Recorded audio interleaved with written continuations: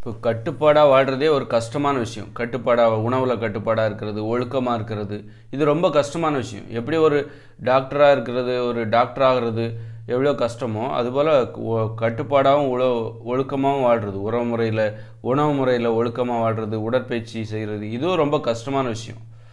அப்போ அதனால் இன்றைக்கி பார்த்திங்கன்னா கஷ்டமான விஷயம் ஏன் உணவில் கட்டுப்பாடு அல்லது ஒழுக்கமாக வாழ்கிறது, கட்டுப்பாடாக வாழ்கிறது இன்றைக்கி ஏன் குறைஞ்சி போச்சு அப்படின்னா, இன்றைக்கி மனிதர்கள் வேறு விஷயங்களில் கஷ்டப்படுறாங்க. நான் டாக்டர் ஆக போகிறேன், இன்ஜினியர் ஆக போகிறேன் அப்படிங்கும்போது இந்த ஒழுக்கமாக வாழ்கிற, இந்த கட்டுப்பாடாக வாழ்கிற இந்த கஷ்டத்தை இன்றைக்கி யாருமே சந்திக்க மாட்டேன்றாங்க. இந்த கஷ்டத்தை, ஏன்னா பணத்தை எது தருகிறதோ அந்த கஷ்டத்தை நோக்கி போகிறாங்க. அந்த மாதிரியான கஷ்டப்படுறதுக்கு தான் விரும்புகிறாங்க.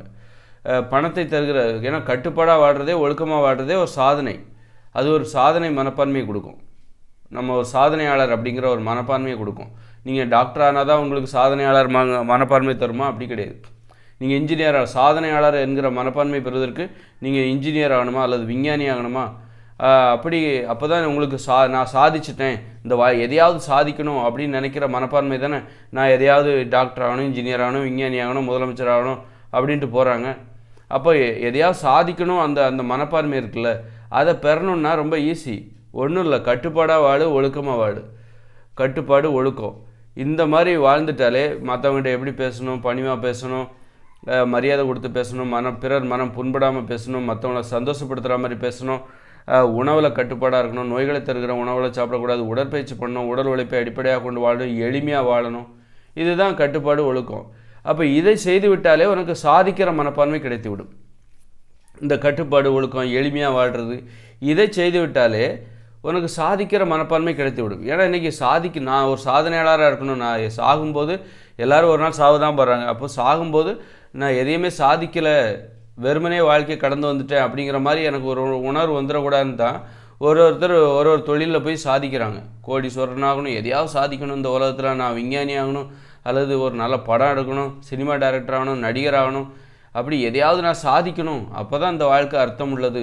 ஒரு சாதனை மனப்பான்மை, சாதனையாளராக வாழ வேண்டும், சாதிக்கிறவராக வாழ வேண்டும் அப்படிங்கிறதுக்காக தான் எதையாவது சாதிக்கணுன்ட்டு போகிறாங்க. அப்போ சாதிக்கிற ஒவ்வொரு விஷயமும் கஷ்டமான விஷயம். சாதனைன்னா கஷ்டமாக, அதாவது இந்த வாழ்க்கையை நான் கஷ்டப்பட்டு கடந்து போகணும், அதான் இந்த சாதிக்கிற மனப்பான்மை என்பது. ஏன் சாதிக்கணும்னு நினைக்கிறாங்க? சும்மா கூட வாழ்ந்து போகலாமே. நீங்கள் சாதாரணமாக வாழ்ந்தால் கூட, சாப்பிட்டுட்டு படுத்துட்டு தூங்கிட்டு போனால் கூட உங்கள் உடம்பு வளர்ந்துக்கிட்டு இருக்கும், வயசும் போய்கிட்டு இருக்கும், காலங்கள் போயிட்டே இருக்கும், ஒரு நாள் இறப்பு வரும். ஈஸியாக இருக்க. எதுக்கு வாழ்க்கையை நீங்கள் சாதிக்கணும்னு நினைக்கிறீங்க? இந்த வாழ்க்கையை நான் கஷ்டப்பட்டு கடந்து போகணும்னு நினைக்கிறாங்க. அப்போ தான் இது வாழ்ந்த ஒரு அனுபவத்தை கொடுக்கும். நான் வாழ்ந்தோம் என்கிற அனுபவத்தை எப்போ கொடுக்கும்? கஷ்டப்பட்டு கிடக்கும்போது தான். கஷ்டப்பட்ட விஷயங்கள் தான் நம்ம மனசில் நிற்கும். சாதாரண விஷயம், நீ பல்லு தேய்க்கிறது, குளிக்கிறது, சாப்பிட்டது, தூங்குனது, இதெல்லாம் மனசில் நிற்காது. நீ கஷ்டப்பட்ட பிறகு அதுதான் உன் மனசில் நிற்கும், வரலாறாக நிற்கும். எது வரலாற்றில் இடம்பெறுகிறது? கடினமான சம்பவங்கள் தான் வரலாற்றில் இடம்பெறும். அது மாதிரி நம்ம மனசுங்கிறது பாருங்கள், அதுதான் வரலாறுங்கிற புத்தகங்கிறது நம்ம மனசு தான். அப்படி இருக்கும்போது நம்ம வாழ்க்கையில் நம்ம நிறைய கஷ்டமாக கடந்து வந்தால் தான் நம்ம மனசில் அது நிற்கும். நம்ம கஷ்டமாக கடந்து வந்த சம்பவங்கள் நம்ம மனசில் நிற்கும். இல்லைன்னா நம்ம நிறைய பேருக்கு பின்னாடி பார்த்து அவங்க வாழ்க்கையை திரும்பி பார்த்தாக்கா நம்ம என்ன பண்ணணும், சாப்பிட்டோம், தின்னோம், வேலைக்கு போனோம், சாப்பிட்டோம், தூங்கினோம், கல்யாணம் பண்ணோம், குழந்தை இந்த மாதிரி தானே இருந்திருக்கு, வேறு எதுவும் குறிப்பிட்ட மாதிரி எதுவுமே இல்லை அப்படின்னா காரணம் அவங்க கஷ்டப்படாமலே வந்திருக்காங்க. சாதாரண மனிதராக வாழ்வதற்கான ஒரு வேலையை தான் பார்த்துருக்காங்க. இப்போ சாதிக்கிற மனப்பான்மையை பெறணுன்னா நீங்கள் கண்டிப்பாக ஒரு இன்ஜினியர் ஆகணுமா? சாதிக்கிற மனப்பான்மைங்கிறது என்னது? ஒரு கஷ்டமாக அந்த வாழ்க்கையை கடந்து போகணும். நான் கஷ்டப்பட்டிருக்கேன், இந்த வாழ்க்கையில் நான் கஷ்டப்பட்டிருக்கேன், அதுதான் சாதனை மனப்பான்மை. அப்படின்னா அதுக்காக நீ இன்ஜினியர் ஆகணும் அல்லது டாக்டர் ஆகணும் அப்படிங்கிறது அவசியமே கிடையாது. ஒழுக்கமாக வாழு, கட்டுப்பாடாக வாழு. உணவில் கட்டுப்பாடாரு, உறவுகளில் கட்டுப்பாடாரு. தகாத உறவுகள், தவறாக பேசாத, பிறர் மனம் புண்படாமல் பேசாத, பிறருக்கு இடையூறு இல்லாமல் வாழு, எளிமையாக வாழு. இதுதான் கட்டுப்பாடுங்கிறது. உடல் உழைப்பு, நடக்கணும், ஓடணும், விளையாடணும், உடம்பை ஆரோக்கியமாக வச்சுக்கோ, உடம்பை உறுதியாக வச்சுக்கோ. அப்போ இதுதான் கட்டுப்பாடு. கட்டுப்பாட்டோட பலன் இது. உடம்பு ஆரோக்கியம், உடம்பு உறுதி. இப்படி கட்டுப்பாடோட ஒழுக்கமாக வாழ்கிறதே மிகப்பெரிய கஷ்டம். இந்த கஷ்டத்தை அனுபவிச்சா உனது ஆயுட்காலம் அதிகரிக்கும். 120 வருஷம் வரைக்கும் வாழலாம். உடம்புல உறுதி இருந்தால் தான் 120 வருஷம் வரைக்கும் வாழ முடியும். சும்மா உடம்புல உறுதி இல்லை அப்படின்னா ஒரு முதுமை நெருங்க நெருங்க உடம்புல வந்து உறுதி இல்லைன்னா என்ன ஆகும் அப்படின்னா நமக்கு தாழ்வு மனப்பான்மை அதிகமாகும். அதுவே உடம்புல உறுதியாக இருந்துன்னு வச்சுக்கோங்க, 80 வயசில் ஃபிட்டாக இருப்பீங்க. அப்போ இன்னொரு 40 வருஷம் வாழ்கிறதுல உங்களுக்கு ஒன்றும் கஷ்டம் கிடையாது.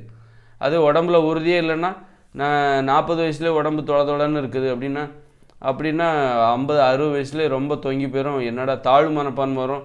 எப்போ வாழ்வது வெளியில் மூஞ்ச காட்டுறதுக்கே நமக்கு வந்து கூச்சமாக இருக்கும். சீக்கிரம் செத்து போயிடலான்னு தோணும். சீக்கிரம் செத்துடணும் அப்படின்னு தான் தோணும். அதனால் கட்டுப்பாடாக வாழ்கிறதே ரொம்ப கஷ்டமான விஷயம். ஒழுக்கமாக வாழ்கிறது, உடம்பை உறுதியாக வச்சுக்கிறதுங்கிறது ஒரு கட்டுப்பாடான ஒரு உடலோட தோற்றம் தான் உடல் உறுதி. ஒருத்தரோட உடம்பு உறுதியாக இருக்குன்னா அவர் கட்டுப்பாடாக இருக்கார். உடற்பயிற்சி, உணவில் கட்டுப்பாடாக இருக்கார். உணவில் கட்டுப்பாடாக இல்லைன்னா ஒருத்தரோட உடம்பு அப்படி உறுதியாக இருக்குமா? அப்போ கட்டுப்பாடாக வாழ்கிறதே ஒரு மிகப்பெரிய சாதனை. ஒழுக்கமாக வாழ்கிறதே ஒரு மிகப்பெரிய சாதனை. ஆனால் அந்த சாதனையோட பலன்கிறது என்னது? நீ கட்டுப்பாடாக ஒழுக்கமாக வாழ்கிறல, அது ஒரு மிகப்பெரிய சாதனை தானே. அப்போ அந்த சாதனையோட பலன் தான் உடம்பு அவ்வளோ ஃபிட்டாக இருக்குது. 120 வயசு வரைக்கும் சாதாரணமாக உயிர் வாழலாம். அதுவே வந்து நீ டாக்டர் ஆகிற, இன்ஜினியர் ஆகிற, அதுவும் கஷ்டம்தான். அப்படின்னா நீ 120 வயசு வரைக்கும் உயிர் வாழ முடியுமா? ஒரு இன்ஜினியர் வந்து 120 வருஷம் வரை உயிர் வாழ, ஒரு டாக்டரோ விஞ்ஞானியோ வந்து 120 வருஷம் வரைக்கும் உயிர் வாழ முடியுமா? முடியாது. ஏன்னா அவங்க ஒன்றும் கட்டுப்பாடாக இருக்க முடியாது. அவங்களுடைய கவனம் எல்லாம் டாக்டராக இருக்கணுங்கிறது தான். மற்றபடி உணவில் கட்டுப்பாடாக இருக்க மாட்டாங்க. ஒரு நல்ல ஃபிட்டாக சிக்ஸ் பேக் வச்சுருக்கிற ஒரு விஞ்ஞானி எங்கேயா பார்த்துருக்கீங்களா? ஒரு 6 பேக் வச்சுருக்கிற ஒரு டாக்டரை எங்கேயா பார்த்துருக்கீங்களா? உணவில் ஒழுக்கமாக கட்டுப்பாடாக, உறவுகளில் கட்டுப்பாடாக இருக்கிற, உணவில் கட்டுப்பாடாக, உடலை உறுதியாக வைத்துக்கொள்கிற, ஒரு எளிமையாக வாழ்கிற ஒரு விஞ்ஞானி, ஒரு டாக்டர் எங்கேயா பார்க்க முடியுமா? பார்க்க முடியாது. அதனால் ஏன்னா ஏதாவது ஒரு விஷயத்தில் தான் ஒருத்தரால் கவனம் செலுத்த முடியும். உடம்பை உறுதியாக வச்சுக்கணுன்னா அதுவே உனது வாழ்க்கையாக இருக்கணும், அதுவே உனது லட்சியமாக இருக்கணும். அப்போ தான் உடம்பை உறுதியாக வச்சுக்க முடியும். உடல் உறுதி தான் ஒரு கட்டுப்பாடான ஒரு வாழ்க்கையை வாழ்கிறார் என்பதற்கான அடையாளம். ஒருத்தர் உடம்பு ஃபிட்டாக இருக்குது அப்படின்னா அவர் கண்டிப்பாக உணவில் கட்டுப்பாடாக இருப்பார். உடற்பயிற்சி இப்படி ஒரு ஒழுக்கமான வாழ்க்கை வாழ்ந்தால் மட்டும்தான் ஒரு உடம்பு அப்படி இருக்க முடியும் அப்படின்னு நம்ம உறுதியாக சொல்லலாம். அப்போது இன்றைக்கி வந்து ஏன் வந்து இந்த உடல் உறுதி குறைஞ்சி போச்சு அப்படின்னா என்ன அர்த்தம்? மக்கள் பெரும்பாலும் உடம்பு உறுதியாகவே இல்லை அப்படின்னா என்ன அர்த்தம்? ஆயுட்காலம் குறைஞ்சி போச்சு. அதனால தான் ஆயுட்காலம் குறைஞ்சி போச்சு. ஏதோ ஆயுட்காலத்தை அதிகப்படுத்துகிற 120 வருஷம் வாழுகிற ஒரு லட்சியம் நமக்கு தேவை. நீ டாக்டர் ஆகிறது, இன்ஜினியர் ஆகிறது, முதலமைச்சர் ஆகிறது, இதெல்லாம் உனக்கு 120 வருஷம் வரை வாழ வைக்குமா? உன்னோட ஆயுட்காலத்தை குறைச்சிரும். ஏன்னா ஒரு டாக்டர் ஆகிறது, இன்ஜினியர், அவருக்கு ஏகப்பட்ட ப்ரெஷர் இருக்கும். ஒரு டாக்டருக்கு வந்து ஆப்ரேஷன் பண்ணணும், அதை பண்ணணும், என்ன பண்ணணும், அந்த டென்ஷனில் இருப்பார். அப்போ அவர் வந்து இந்த உணவு சாப்பிடக்கூடாது, இந்த உணவு சாப்பிடக்கூடாதுன்னு உணவில் கட்டுப்பாடாக இருக்க முடியாது. அவரோட விஷயத்தில் தான் தீவிரமாக இருப்பார். ஏன்னா இந்த உணவு சாப்பிட்லாமா, அந்த உணவு சாப்பிட்லாமா, இந்த உடற்பயிற்சி செய்யணும், இப்படி பிறர் மனம் புண்படாமல் பேசணும், எளிமையாக வாழணும், இடையூறு செய்யாமல் வாழணும், இந்த மாதிரி கவனம்லாம் அவருக்கு வந்து தேவையில்லைன்ட்டு இல்லை, அது பண்ண முடியாது. ஏன்னா அவருடைய கவனம்லாம் வேறு விஷயம்.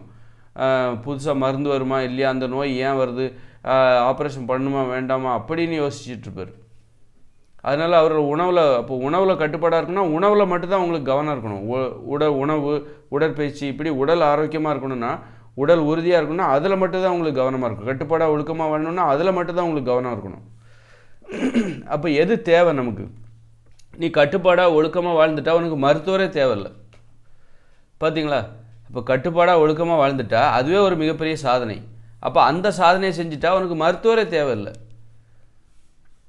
மருத்துவர் என்கிற சாதனையே தேவையில்லை. அப்புறம் வந்து உடலை கட்டுப்பாடாக நீ உடம்பை வந்து அழகாக வச்சுருக்க. அப்போ அந்த அழகான உடம்பை பாதுகாக்கணும் அப்படின்னா நீ இந்த மோட்டார் வாகனங்கள்லாம் போகவே கூடாது. ஏன்னா இதில் ஆக்சிடென்ட் நடக்குது, வருஷத்துக்கு 10 லட்சம் பேர் சாகுறாங்க. அப்போ உடம்பை வந்து ஒவ்வொருத்தரும் இந்த உடம்பை பாதுகாக்கணும்னு நினச்சாக்கா ஒவ்வொருத்தரும் நம்ம எதை தவிர்க்கணும்? இந்த மோட்டார் வாகன பயணங்களை தவிர்க்கணும். வாகனங்கள் அதிகமாக போகக்கூடாது. தேவைப்பட்டால் மட்டும்தான் போகணும். அல்லது முற்றிலும் தேவைப்பட்டால் மட்டும்தான் போகணுன்னா கூட அப்போ விபத்து ஏற்படாதா? அப்பவும் ஏற்படும். அப்போ இந்த விபத்துகள் ஏற்படுவதற்கு காரணமாக இருக்கிற மோட்டார் வாகனங்களை தவிர்க்கணும். எல்லாருமே அப்போ வந்து உடல் பாதுகாப்பு தான் முக்கியம் அப்படின்னு சொல்லிட்டு மோட்டார் வாகனங்களை தவிர்த்துட்டாங்கன்னு வச்சுக்கோங்க. ஏன்னா உடல் பாதுகாப்பே ஒரு மிகப்பெரிய லட்சியம், ஒரு கஷ்டமான விஷயம். அதுவே ஒரு சாதனை, உடலை பாதுகாக்கிறது. இந்த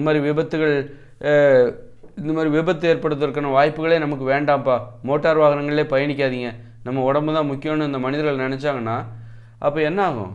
அப்போ உனக்கு வந்து இந்த மோட்டார் வாகனங்களை தயாரிக்கிறாங்கல்ல, அவங்க எல்லாமே லட்சியவாதிகள் தானே, அதை தயாரிக்கணுங்கிற. அப்போ அந்த லட்சியமே உனக்கு தேவையில்லாத ஒன்றாக விடும்.